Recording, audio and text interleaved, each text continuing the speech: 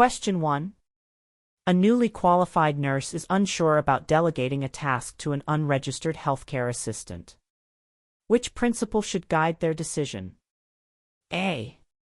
Delegate any task if the healthcare assistant is willing. B. Delegate only tasks that the nurse finds undesirable. C. Ensure the task is within the healthcare assistant's competence and the nurse remains accountable. D. Delegate tasks only if a doctor has explicitly approved it. Answer: C. Ensure the task is within the healthcare assistant's competence and the nurse remains accountable.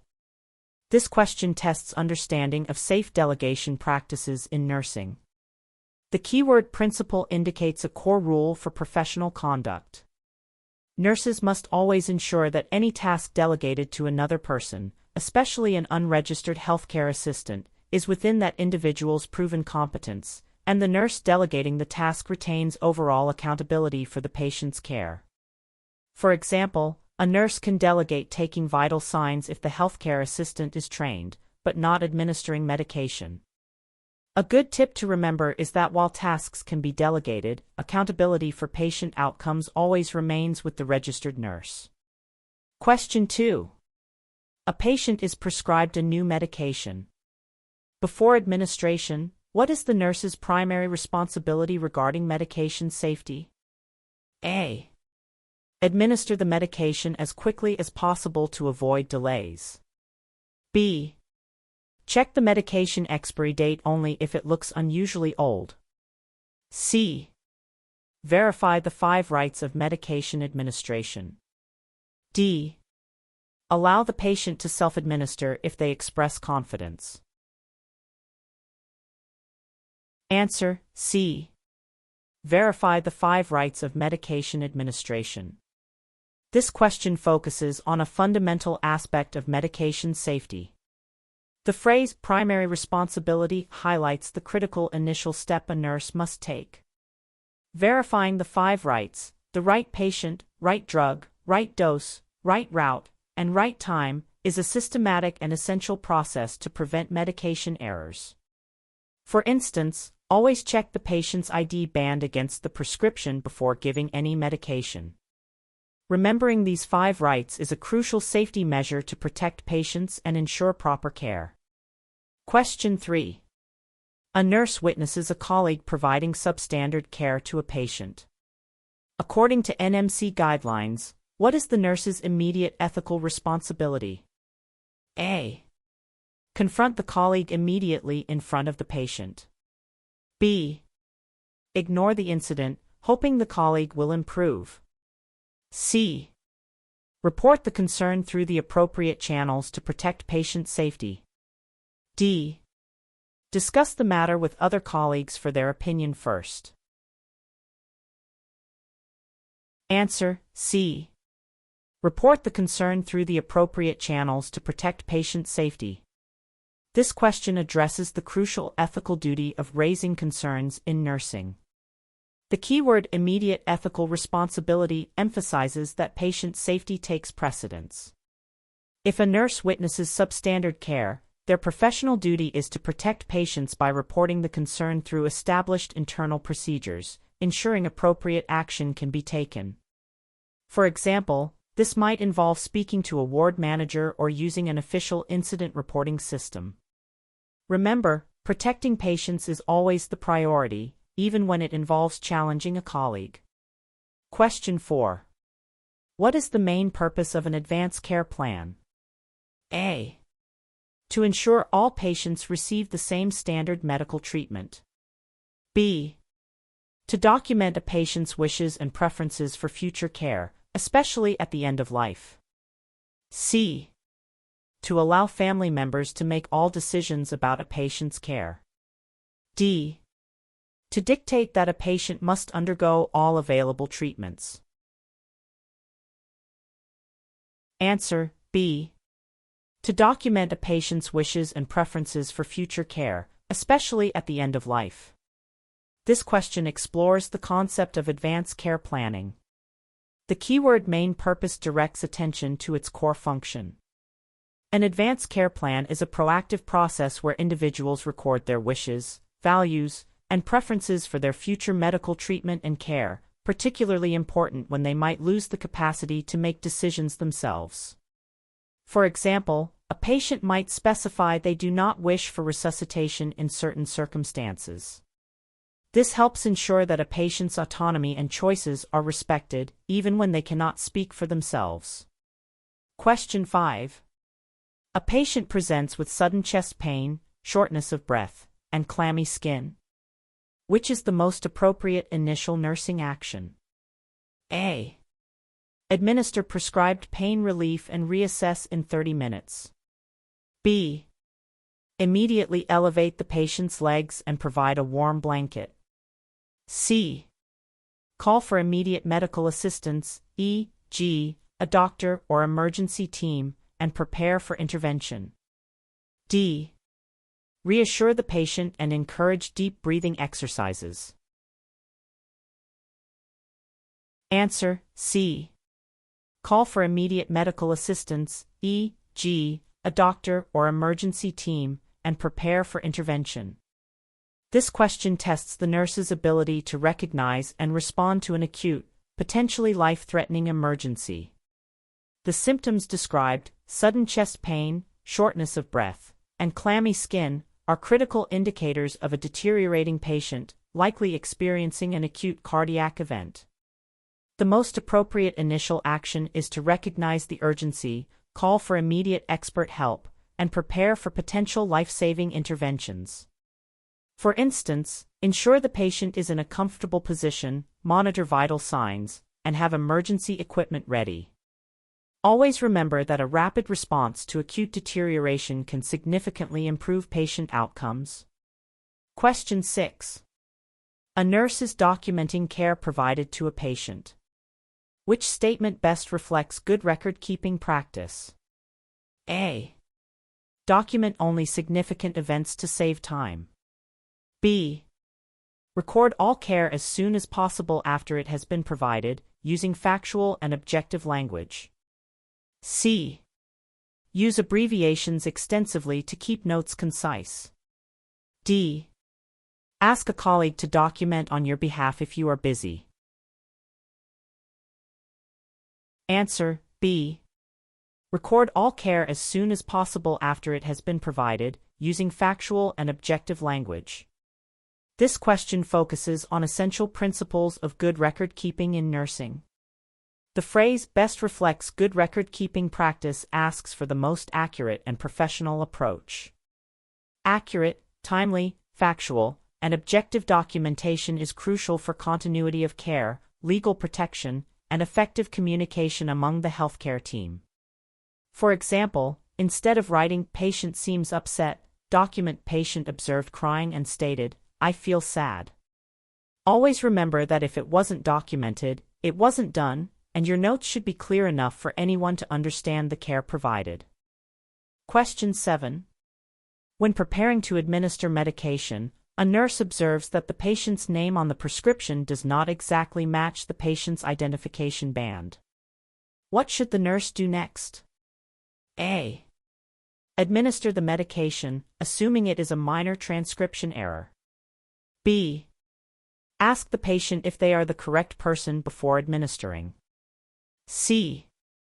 Stop the administration process and investigate the discrepancy. D. Inform the patient that there is a slight error, but it is acceptable. Answer: C. Stop the administration process and investigate the discrepancy. This question addresses a critical medication safety scenario. The keyword discrepancy between the prescription and patient identification is a major red flag. Any mismatch, no matter how small it seems, could lead to a medication error, so the nurse's immediate priority is to stop the process and investigate thoroughly to ensure patient safety. For instance, this might involve checking with another nurse, the prescriber, or medical records. Never proceed with medication administration if there is any doubt about the right patient or any other right. Question 8. A patient is exhibiting signs of confusion and restlessness. Which action should the nurse prioritize to ensure the patient's safety? A. Apply physical restraints immediately to prevent falls. B. Increase environmental stimulation to keep the patient alert. C. Assess for underlying causes of the confusion and implement non-pharmacological interventions first. D.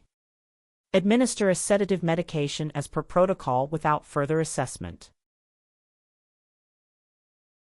Answer: C. Assess for underlying causes of the confusion and implement non-pharmacological interventions first. This question focuses on the appropriate nursing response to patient confusion and restlessness. The keyword prioritize emphasizes the most important initial step. The nurse's first duty is to identify why the patient is confused, as it could be due to infection, medication side effects, or dehydration, and then to try non-restrictive measures to manage the behavior. For example, checking vital signs, blood glucose, and reviewing medications can reveal causes, and reorienting the patient calmly can help. Always remember that confusion is a symptom, and finding the cause is crucial before resorting to restraint or sedation. Question 9. What is the primary purpose of maintaining strict hand hygiene in a healthcare setting? A. To make nurses' hands feel clean. B. To reduce the spread of healthcare-associated infections, HAIs. C. To impress patients with cleanliness standards. D. To save on the cost of personal protective equipment. Answer: B. To reduce the spread of healthcare-associated infections, HAIs. This question addresses a fundamental principle of infection control. The primary purpose of hand hygiene directly relates to patient safety and public health. Strict hand hygiene, using soap and water or alcohol-based hand rub, is the single most effective way to prevent the transmission of microorganisms and reduce healthcare-associated infections. For example, washing hands before and after every patient contact significantly lowers the risk of spreading germs. Always remember that clean hands save lives by breaking the chain of infection. Question 10. A nurse is caring for a patient from a different cultural background who expresses preferences for traditional healing practices alongside conventional medicine. How should the nurse respond? A. Dismiss the traditional practices as ineffective and promote only conventional medicine. B. Respectfully acknowledge the patient's beliefs and incorporate them into the care plan if safe and appropriate. C. Tell the patient that traditional practices are not allowed in the hospital. D. Advise the patient to choose between traditional healing and modern medicine. Answer: B. Respectfully acknowledge the patient's beliefs and incorporate them into the care plan if safe and appropriate. This question tests cultural competence and patient-centered care. The situation describes a patient expressing preferences for traditional healing practices, highlighting the importance of respecting diverse beliefs. A nurse's role is to provide culturally sensitive care by acknowledging and, if safe and appropriate, integrating a patient's cultural and spiritual preferences into their care plan, always prioritizing patient safety and well-being. For example, this might involve allowing certain foods or rituals if they don't interfere with medical treatment. Remember to always provide care that is respectful of individual needs and beliefs, working collaboratively with the patient. Question 11. What is the main principle behind the NMC Code of Conduct regarding a nurse's professional boundaries? A. To allow nurses to engage in social relationships with patients for emotional support. B. To ensure nurses maintain a professional distance, acting in the patient's best interests, and avoiding exploitation. C. To encourage nurses to share personal details with patients to build trust. D. To permit nurses to accept small gifts from grateful patients. Answer: B. To ensure nurses maintain a professional distance, acting in the patient's best interests, and avoiding exploitation. This question focuses on the crucial concept of professional boundaries in nursing as outlined by the NMC Code. The phrase main principle asks for the core reason for these guidelines. Nurses must maintain a clear professional relationship with patients, which means acting solely for the patient's benefit, never exploiting their vulnerability, and avoiding any personal or social relationships that could compromise care or trust. For example, a nurse should never accept money or large gifts from a patient, nor engage in personal conversations unrelated to care. Keeping professional boundaries helps protect both the patient and the nurse. Question 12. A patient reports feeling anxious and restless before a surgical procedure. What is the most appropriate initial nursing intervention? A. Tell the patient to stop worrying as the procedure is routine. B. Administer a sedative without further assessment. C. Listen to the patient's concerns, provide clear information, and offer reassurance. D. Redirect the patient to watch television to distract them. Answer: C. Listen to the patient's concerns, provide clear information, and offer reassurance. This question addresses therapeutic communication and emotional support for an anxious patient. The keywords anxious and restless before a procedure indicate a need for empathetic, patient-centered care. The most appropriate initial intervention is to actively listen to their fears, provide clear and honest information about the procedure, and offer reassurance, which can significantly reduce anxiety. For example, explain what to expect step by step and answer any questions they have truthfully. Remember, understanding and addressing a patient's emotional needs is a vital part of holistic nursing care. Question 13. What is the correct position for a conscious adult patient experiencing shortness of breath? A. Lying flat on their back with a pillow under their head. B. Prone, lying on their stomach. C. Sitting upright, possibly in a semi-Fowler's position, to facilitate lung expansion. D. Trendelenburg position, head lower than feet. Answer: C. Sitting upright, possibly in a semi-Fowler's position, to facilitate lung expansion. This question tests knowledge of patient positioning for respiratory distress. The keywords conscious adult and shortness of breath are key clues. Sitting upright or in a semi-Fowler's position, head of the bed elevated 30 to 45 degrees, allows gravity to pull the diaphragm down, increasing lung capacity and making breathing easier for patients experiencing difficulty. For instance, sitting a patient up in bed with pillows supporting their back is a common and effective intervention. Always remember to help patients with breathing difficulties into an upright position to improve their respiratory effort. Question 14. Before administering blood products, what essential check must a nurse perform with another registered healthcare professional? A. Check the patient's temperature only. B. Verify the blood product against the prescription and patient identity at the bedside. C. Confirm the patient's blood type verbally. D. Ask the patient if they have received blood before. Answer: B. Verify the blood product against the prescription and patient identity at the bedside. This question highlights a critical safety procedure for blood transfusion. The phrase essential check must a nurse perform with another registered healthcare professional underscores the mandatory dual check system.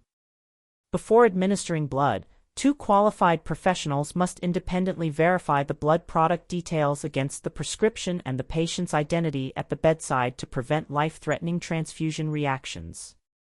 For example, this includes checking the patient's name, date of birth, blood group, and the unit number on the blood bag. This rigorous double check is a cornerstone of patient safety during transfusions. Question 15. A patient has a do not attempt cardiopulmonary resuscitation (DNACPR) order in place.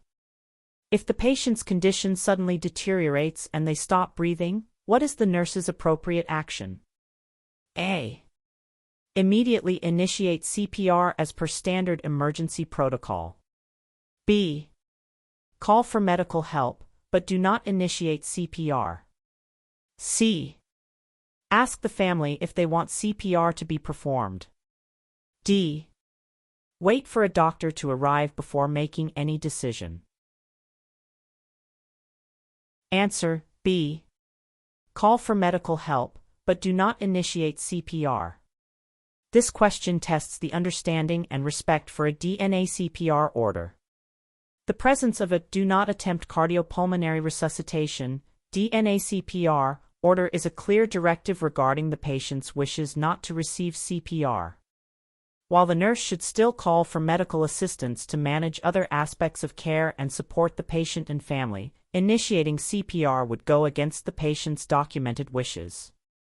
For example, if a patient with terminal cancer has a DNA CPR, the focus shifts to comfort care rather than resuscitation efforts. Always respect a patient's valid DNA CPR order as it reflects their autonomy and informed choices. Question 16. What is the primary reason for providing clear and concise information to patients about their care? A. To ensure patients always agree with the nurse's decisions. B. To fulfill a legal requirement for documentation. C. To empower patients to make informed decisions about their own health and care. D. To reduce the amount of time spent on patient education. Answer: C. To empower patients to make informed decisions about their own health and care. This question explores the fundamental principle of patient autonomy and informed consent. The primary reason for providing clear information is to enable patients to understand their condition, treatment options, and potential outcomes so they can actively participate in decisions about their own health. For instance, explaining the benefits and risks of a medication allows a patient to make an informed choice about taking it. Empowering patients through information fosters trust and ensures their rights are respected. Question 17. Which of the following is an example of an open-ended question in therapeutic communication? A. Are you feeling pain right now? B.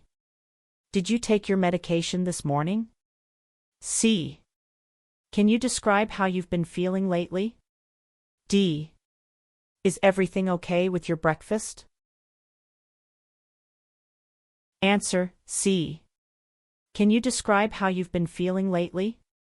This question focuses on a key technique in therapeutic communication. The keyword open-ended question refers to a question that cannot be answered with a simple yes or no, encouraging the patient to provide more detailed information and express their feelings or concerns. Asking, "Can you describe how you've been feeling lately?" invites the patient to elaborate, providing valuable insights into their experience.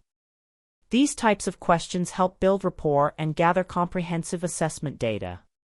Always use open-ended questions to encourage patients to share more and gain a deeper understanding of their situation. Question 18. A nurse is preparing to administer an intravenous, medication. What is the most crucial step before connecting the medication to the patient's line? A. Ensure the patient has eaten a meal recently. B. Verify the line is patent, open and flowing, and has no signs of infiltration or phlebitis. C. Check the expiry date of the bag only. D. Rapidly flush the line with a large volume of saline. Answer: B. Verify the line is patent, open and flowing, and has no signs of infiltration or phlebitis. This question highlights a critical safety step in intravenous medication administration. The most crucial step before administering an medication is to assess the site and line to ensure it is patent and healthy, meaning the fluid can flow freely and there are no signs of complications like infiltration, fluid leaking into surrounding tissue, or phlebitis, inflammation of the vein. For example, check for redness, swelling, pain, or coolness around the site. Administering medication into a compromised foreline could cause significant tissue damage or ineffective drug delivery. Question 19. What is the main purpose of a risk assessment in patient care? A. To identify all potential risks to a patient and completely eliminate them. B. To identify potential hazards, evaluate the likelihood and severity of harm, and plan preventative measures. C. To assign blame when an adverse event occurs. D. To document a patient's preferences for activities. Answer: B. To identify potential hazards, evaluate the likelihood and severity of harm, and plan preventative measures. This question addresses the fundamental concept of risk assessment in healthcare. The main purpose of a risk assessment is not to eliminate all risks, which is often impossible, but to systematically identify potential dangers, assess how likely and severe the harm could be, and then put strategies in place to prevent or reduce those risks. For example, assessing a patient's mobility helps identify fall risks, leading to interventions like bed alarms or assistance with ambulation. Conducting regular risk assessments is essential for maintaining a safe patient environment. Question 20. A patient is prescribed a 10 mg dose of a drug, and the available stock is 5 mg tablets. How many tablets should the nurse administer? A. 1 tablet. B. 1, 5 tablets. C. 2 tablets. D. 0, 5 tablets. Answer: C. 2 tablets. This question tests basic drug calculation skills, which are essential for safe medication administration. The patient needs a 10 mg dose, and each tablet contains 5 mg. To calculate the number of tablets, divide the desired dose by the dose per tablet. 10 mg/5 mg per tablet equals 2 tablets. Always double-check your calculations, especially when dealing with medication, to ensure the patient receives the correct amount. This simple calculation helps prevent medication errors and ensures patient safety. Question 21. What action is most appropriate when a patient refuses a prescribed medication? A. Force the patient to take the medication, explaining its importance. B. Document the refusal and inform the prescribing doctor immediately. C. Discard the medication and remove it from the patient's chart. D. Ask the patient's family to convince them to take it. Answer: B. Document the refusal and inform the prescribing doctor immediately. This question addresses patient autonomy and the appropriate response to medication refusal. Patients have the right to refuse treatment, even if it is considered beneficial. The nurse's role is to ensure the refusal is informed, document it accurately, and promptly inform the prescribing doctor, who may need to review the treatment plan or discuss alternatives with the patient. For example, ask the patient why they are refusing to ensure they understand the implications. Respecting patient choices while ensuring their safety is a core nursing responsibility. Question 22. Which of the following is the most important reason for accurate and timely documentation of vital signs? A. To prove that the nurse has done their job. B. To establish a baseline and identify changes or trends in a patient's condition. C. To provide a record for billing purposes. D. To fulfill a general hospital policy. Answer: B.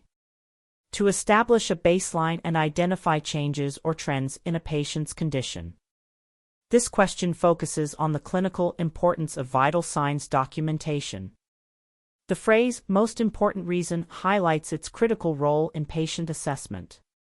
Accurate and timely recording of vital signs, temperature, pulse, respiration, blood pressure, oxygen saturation, allows nurses to establish a baseline, detect subtle changes, and identify trends that could indicate a patient's deterioration or improvement, prompting timely intervention.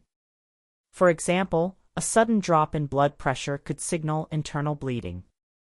Regular vital sign monitoring is a cornerstone of effective patient assessment and early warning for potential problems. Question 23. A nurse observes signs of pressure injury development on a patient's sacrum. What is the immediate priority nursing intervention? A. Apply a thick dressing and continue routine care. B. Document the finding and inform the next shift. C. Reposition the patient, relieve pressure, and implement a comprehensive skin care plan. D. Encourage the patient to walk more frequently. Answer: C. Reposition the patient, relieve pressure, and implement a comprehensive skin care plan. This question addresses the proactive management of pressure injuries. The keyword immediate priority emphasizes the urgent need for intervention once signs of a pressure injury are noticed. The nurse's immediate action should be to relieve pressure on the affected area by repositioning the patient and initiating a comprehensive skin care plan to prevent further deterioration and promote healing. For example, this might involve using pressure-relieving devices, ensuring good hydration, and skin moisturizing. Early intervention is crucial to prevent pressure injuries from worsening and causing significant harm. Question 24. What is the primary purpose of obtaining informed consent before a medical procedure? A. To protect the hospital from legal action. B. To ensure the patient understands the procedure, its risks, benefits, and alternatives, and agrees voluntarily. C. To allow the doctor to proceed without patient input. D. To simply get a signature on a form. Answer: B. To ensure the patient understands the procedure, its risks, benefits, and alternatives, and agrees voluntarily. This question focuses on the ethical and legal concept of informed consent. The primary purpose is to uphold a patient's autonomy, meaning their right to make decisions about their own body and care. Informed consent ensures that a patient fully understands the proposed procedure, including its purpose, potential risks, expected benefits, and any alternative treatments, and then voluntarily agrees to proceed without coercion.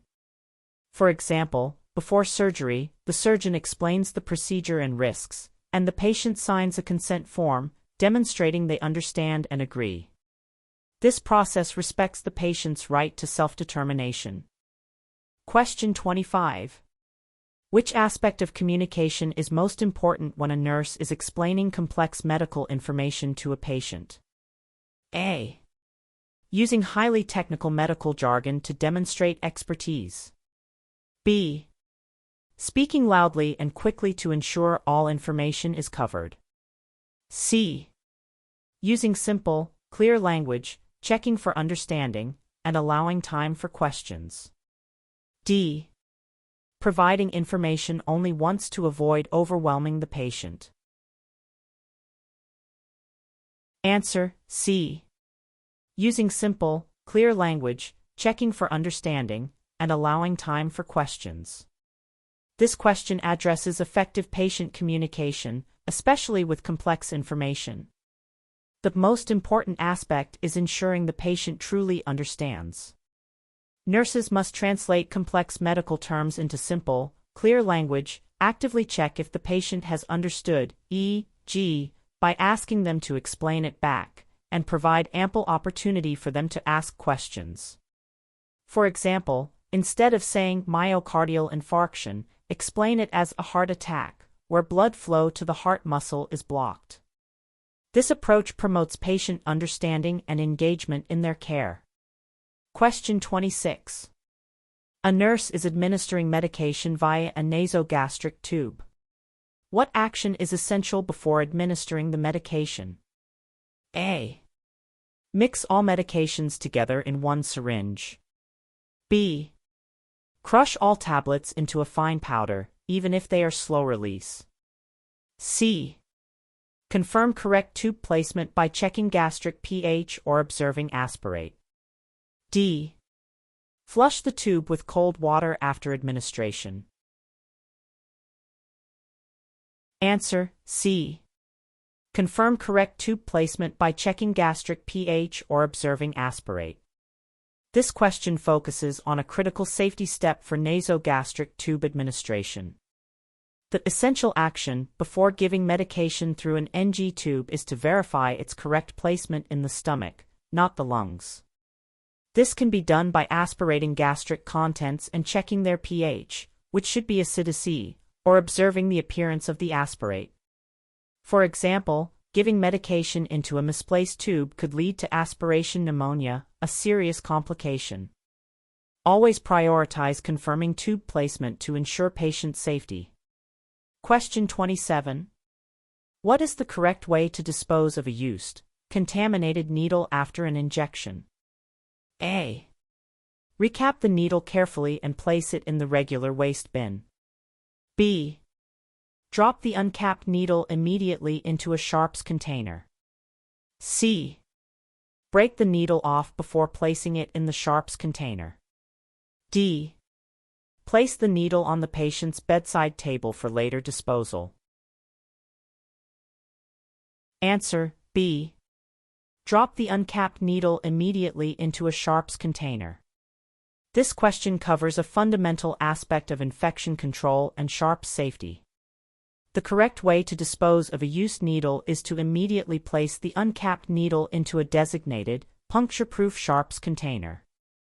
Recapping needles carries a high risk of needle stick injury, and breaking them can cause splashing or further injury. Following this procedure protects both the healthcare worker and other staff from accidental needle stick injuries and potential exposure to bloodborne pathogens. Question 28. A patient on continuous oxygen therapy via nasal cannula complains of a dry nose and throat. What is the most appropriate nursing intervention? A. Increase the oxygen flow rate to humidify the air more. B. Discontinue the oxygen therapy temporarily. C. Ensure a humidifier is attached to the oxygen supply, if available and indicated. D. Offer frequent sips of cold water only. Answer: C. Ensure a humidifier is attached to the oxygen supply, if available and indicated. This question addresses common side effects of oxygen therapy and appropriate interventions. The complaint of dry nose and throat is a common issue with continuous oxygen, especially at higher flow rates, because the oxygen delivered is dry. The most appropriate intervention is to ensure the oxygen is humidified, which adds moisture to the gas, reducing dryness and improving patient comfort. For example, checking that the humidifier bottle has sterile water and is bubbling correctly. Improving patient comfort can enhance compliance with essential oxygen therapy. Question 29. What is the primary role of the NMC, Nursing and Midwifery Council? A. To represent nurses and midwives in trade union negotiations. B. To set standards, hold a register, and regulate nurses and midwives in the UK to protect the public. C. To provide training and education for aspiring nurses and midwives. D. To campaign for better pay and working conditions for healthcare professionals. Answer: B. To set standards, hold a register, and regulate nurses and midwives in the UK to protect the public. This question tests understanding of the regulatory body for nursing and midwifery in the UK. The primary role of the NMC is to protect the public by ensuring nurses and midwives provide safe and effective care. They achieve this by setting professional standards, maintaining a register of qualified professionals, and investigating concerns about fitness to practice. For example, the NMC Code of Conduct sets out the standards that nurses and midwives must uphold. Understanding the NMC's role is fundamental to professional accountability and patient safety. Question 30. A nurse is preparing a patient for discharge. What is the most important aspect to cover in the discharge teaching? A. Detailed information about the nurse's personal life. B. A comprehensive explanation of their medications, follow-up appointments, and signs/symptoms to watch for. C. A list of all hospital staff involved in their care. D. An invitation to return to the hospital for social visits. Answer: B. A comprehensive explanation of their medications, follow-up appointments, and signs/symptoms to watch for. This question addresses essential components of effective discharge planning. The most important aspect of discharge teaching is ensuring the patient and their caregivers have a clear understanding of how to manage their health after leaving the hospital. This includes detailed information about their medications, upcoming appointments, and critical signs or symptoms that indicate a need for further medical attention. For example, teaching a patient with heart failure to monitor for swelling and shortness of breath. Thorough discharge teaching helps prevent readmissions and promotes continuity of care. Question 31. What is the correct technique for administering subcutaneous insulin? A. Inject rapidly at a 90-degree angle, then massage the site. B. Inject at a 45 or 90-degree angle, depending on needle length/patient's body mass, into the subcutaneous tissue, without massaging. C. Administer directly into a muscle. D. Always use the same injection site to ensure consistency. Answer: B. Inject at a 45 or 90-degree angle, depending on needle length/patient's body mass, into the subcutaneous tissue, without massaging. This question tests practical knowledge of subcutaneous injection technique, specifically for insulin. Insulin needs to be injected into the fatty tissue just under the skin, subcutaneous tissue, typically at a 45 or 90-degree angle depending on the patient's build and needle length. Massaging the site is generally avoided as it can affect absorption rates, and rotating injection sites helps prevent lipohypertrophy. For example, using the abdomen, thighs, or upper arms, and changing the exact spot each time. Correct technique ensures proper medication absorption and minimizes complications. Question 32. A patient states they are experiencing a severe headache and rates it as 9 out of 10 on a pain scale. What is the nurse's immediate priority? A. Advise the patient to rest and see if it improves. B. Administer prescribed analgesia and reassess the pain level. C. Document the pain score and wait for the next medication round. D. Tell the patient that pain is subjective and to try to distract themselves. Answer: B. Administer prescribed analgesia and reassess the pain level. This question addresses the immediate management of acute pain. The keywords severe headache and 9 out of 10 on a pain scale indicate significant pain requiring urgent intervention. The nurse's immediate priority is to administer any prescribed pain relief promptly and then reassess the patient's pain level to evaluate the effectiveness of the intervention. For example, check the patient's pain level 30 to 60 minutes after giving oral medication. Effective pain management is a fundamental aspect of patient comfort and care. Question 33. What is the main purpose of continuous professional development, CD, for nurses? A. To provide opportunities for socializing with colleagues. B. To demonstrate compliance with hospital policies. C. To maintain and enhance knowledge, skills, and competence throughout a nurse's career. D. To qualify for salary increases and promotions. Answer: C. To maintain and enhance knowledge, skills, and competence throughout a nurse's career? This question focuses on the importance of ongoing learning in nursing. The main purpose of continuous professional development, CD, is to ensure nurses remain competent, up to date with best practices, and continue to develop their skills and knowledge throughout their working lives.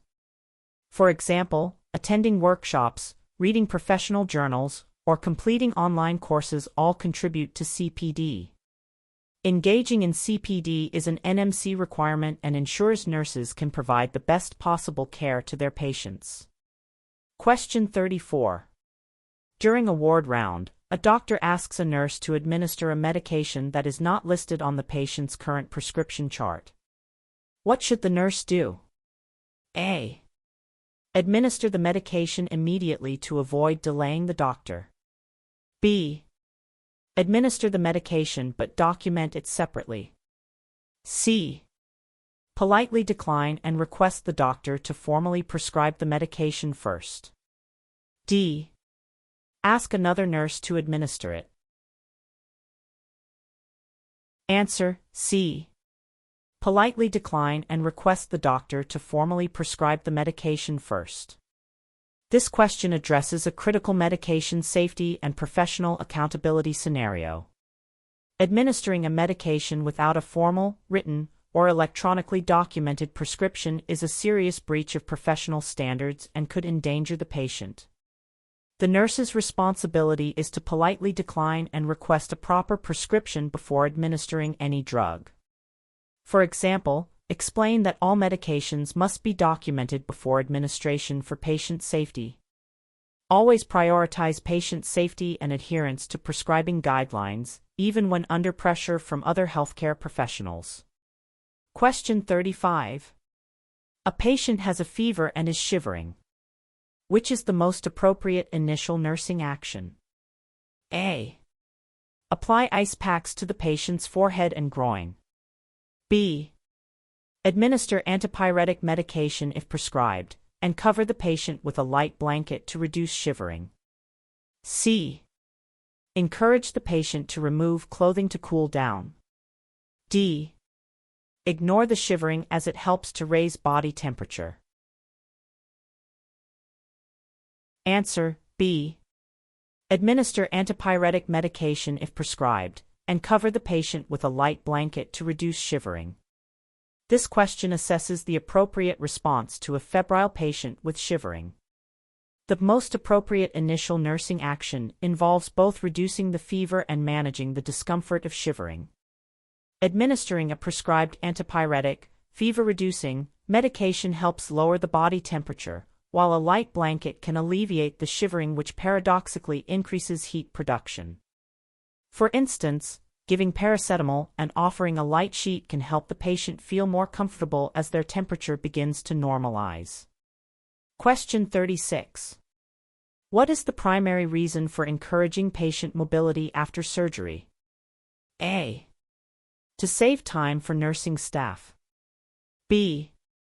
To prevent complications such as deep vein thrombosis, DVT, and pneumonia. C.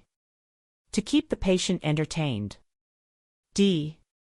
To encourage early discharge regardless of readiness. Answer: B. To prevent complications such as deep vein thrombosis, DVT, and pneumonia. This question focuses on the critical importance of early mobilization post-surgery. The primary reason for encouraging patients to move after surgery is to significantly reduce the risk of common, serious complications like deep vein thrombosis, blood clots, and pneumonia, lung infection. Getting patients out of bed and moving helps improve circulation, lung expansion, and bowel function.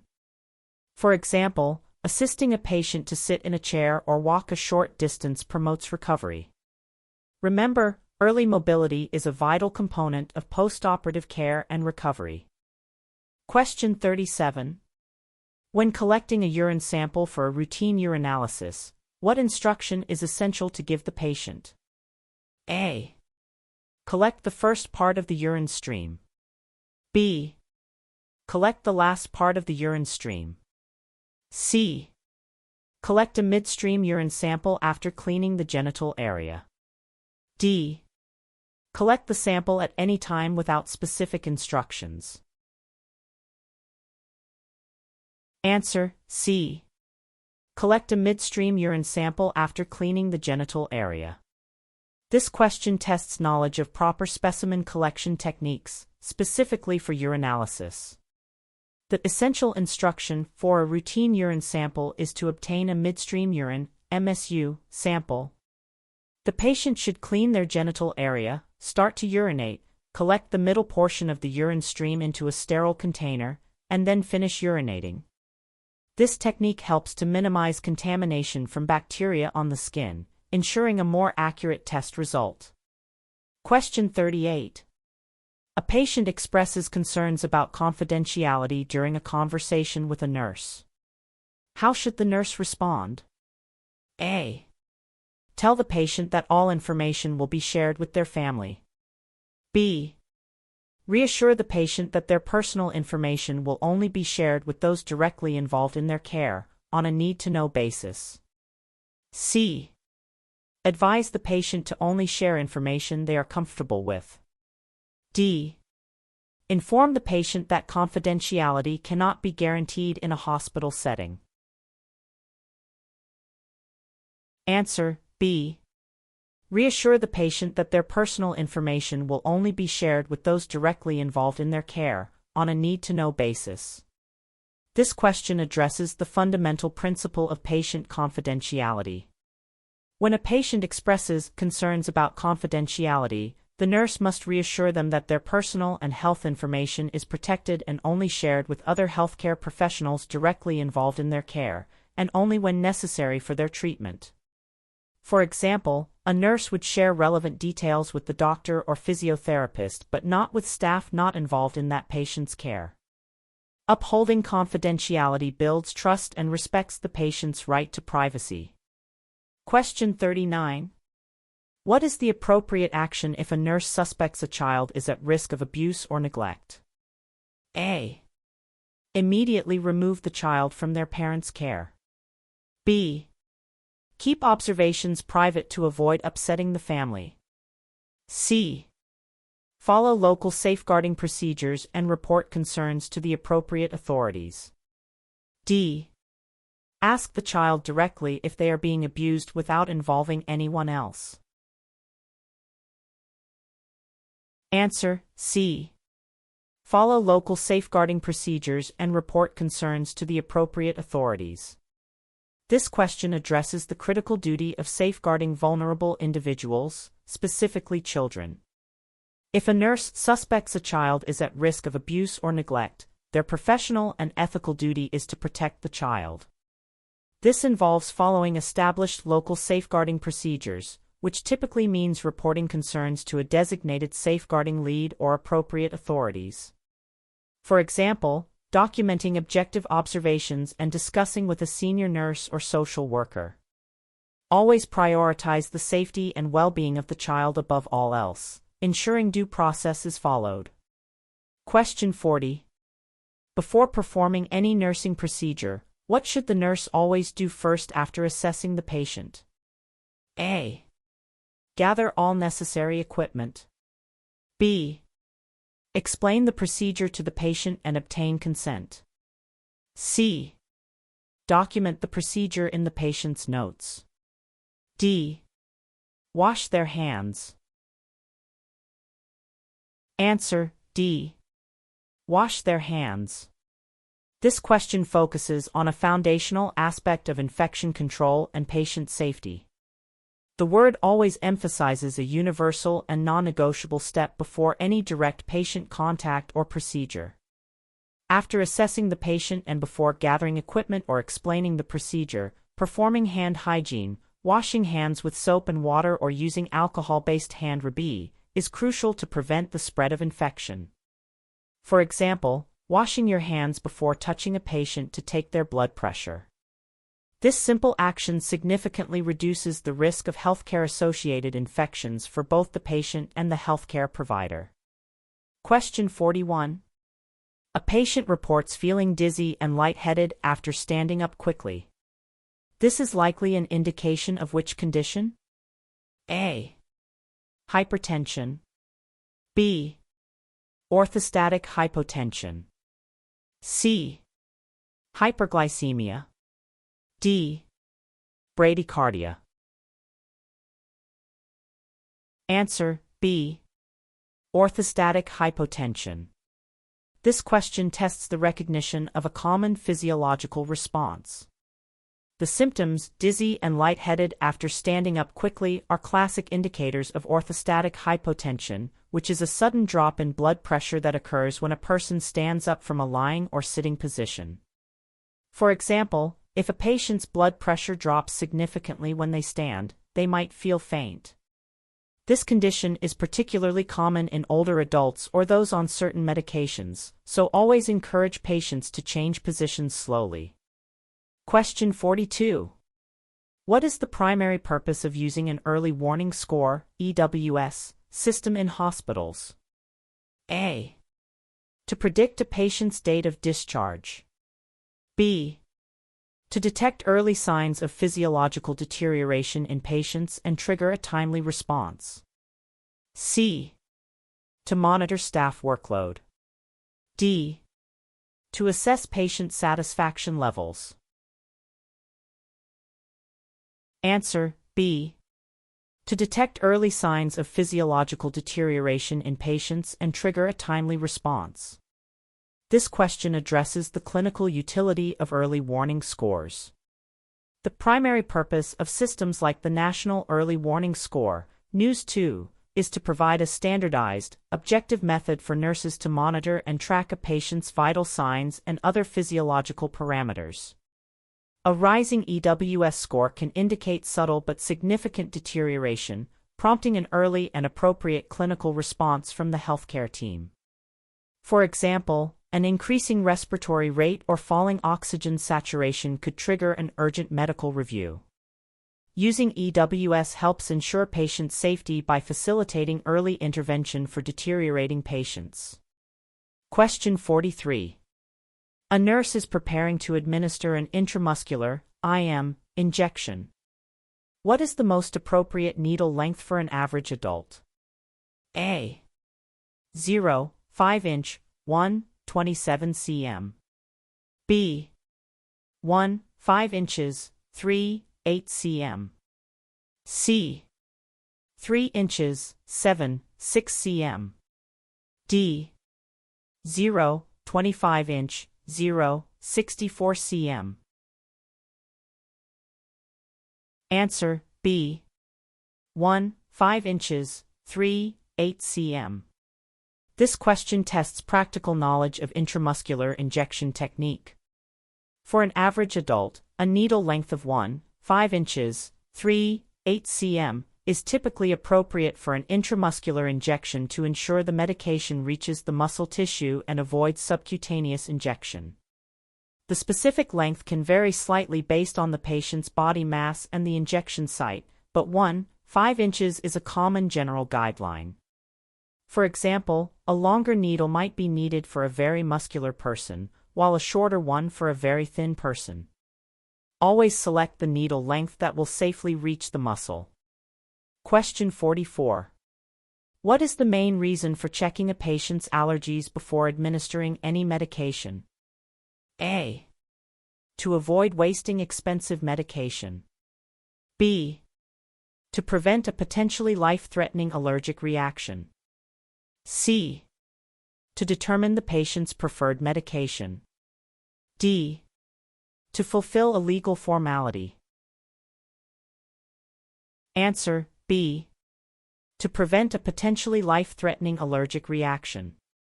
This question emphasizes a critical safety check in medication administration. The main reason for checking a patient's allergies is to prevent adverse and potentially life-threatening allergic reactions, such as anaphylaxis, which can occur if a patient is given a medication they are sensitive to. For example, if a patient is allergic to penicillin, administering it could cause a severe reaction. Always ask about known allergies and check the patient's records before administering any drug. Question 45. A patient falls out of bed. After ensuring the patient's immediate safety and assessing for injuries, what is the next crucial step for the nurse? A. Blame the patient for being careless. B. Document the incident in the patient's notes and complete an incident report, e.g., an adverse event or DADEX form. C. Tell the patient's family about the fall immediately before any assessment. D. Ignore the fall if the patient appears uninjured. Answer: B. Document the incident in the patient's notes and complete an incident report, e.g., an adverse event or DADEX form. This question addresses the appropriate response to an adverse event, specifically a patient fall. After ensuring the patient's immediate safety and assessing for injuries, the next crucial step is thorough documentation of the incident in the patient's health record and completion of an incident report. This report is essential for analyzing the event, identifying contributing factors, and implementing strategies to prevent future occurrences, contributing to a culture of safety and learning. For example, an incident report might detail the time, location, patient's condition, and interventions taken. Always report falls to improve patient safety. Question 46. What is the purpose of the NMC revalidation process for nurses and midwives? A. To retake the initial registration exam every 3 years. B. To demonstrate that they remain fit to practice and meet professional standards. C. To apply for a higher pay grade. D. To renew their hospital employment contract. Answer: B. To demonstrate that they remain fit to practice and meet professional standards. This question explores the regulatory requirement for ongoing professional accountability.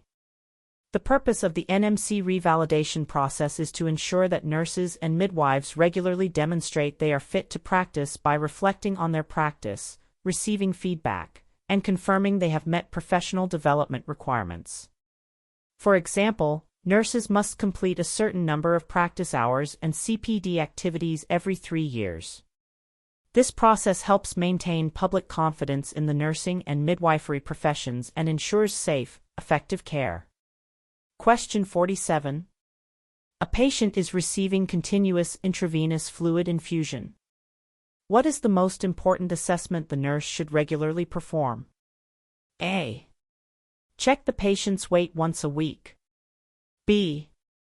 Monitor the fluid drip rate and assess the foresight for complications like swelling or pain. C. Ask the patient about their favorite TV show. D. Measure the patient's oral fluid intake only. Answer: B. Monitor the fluid drip rate and assess the foresight for complications like swelling or pain. This question focuses on essential monitoring for patients receiving intravenous fluids. The most important assessment is to regularly check the fluid drip rate to ensure the correct volume is being administered and to meticulously assess the foresight for any signs of complications such as infiltration, fluid leaking into surrounding tissue, phlebitis, inflammation of the vein, or infection. For example, observe the site for redness, swelling, or pain and ensure the correct number of drops per minute is infusing. Vigilant monitoring prevents complications and ensures effective therapy. Question 48. What is the role of a designated safeguarding lead in a healthcare setting? A. To manage staff rotas and annual leave. B. To be the first point of contact and source of advice for staff concerning safeguarding issues for vulnerable people. C. To investigate financial misconduct within the organization. D. To organize social events for staff. Answer: B. To be the first point of contact and source of advice for staff concerning safeguarding issues for vulnerable people. This question focuses on the crucial role of safeguarding in healthcare. The role of a designated safeguarding lead is a specific and vital function within an organization, acting as the expert and initial contact person for staff who have concerns about the safety or welfare of vulnerable adults or children. They provide guidance, support, and ensure that concerns are escalated appropriately according to policy. For example, a nurse with concerns about potential elder abuse would approach the safeguarding lead for advice. Their role is critical in protecting vulnerable individuals from harm. Question 49. A patient is due for a wound dressing change. What should the nurse prioritize to maintain aseptic technique? A. Gather all equipment on a clean trolley. B. Wear sterile gloves at all times during the procedure. C. Perform thorough hand hygiene and use sterile or clean gloves as appropriate for the wound type, maintaining a clean field. D. Ask the patient not to look at the wound during the change. Answer: C. Perform thorough hand hygiene and use sterile or clean gloves as appropriate for the wound type, maintaining a clean field. This question tests the understanding of aseptic technique for wound care. While gathering equipment is necessary, the priority for maintaining aseptic technique involves meticulous hand hygiene before and after the procedure, along with selecting the appropriate gloves, sterile for surgical wounds or clean for non-surgical wounds, and maintaining a clean or sterile field to prevent contamination. For example, avoiding touching non-sterile surfaces once sterile gloves are on. Proper aseptic technique is paramount in preventing wound infections and promoting healing. Question 50. Before transferring a patient from their bed to a chair, what is the most important initial assessment a nurse should make? A. The patient's clothing preferences. B. The patient's ability to bear weight and cooperate, and their level of pain. C. The patient's favorite television program. D. The time since the patient last ate a meal. Answer: B. The patient's ability to bear weight and cooperate, and their level of pain. This question addresses a critical safety assessment before patient transfer.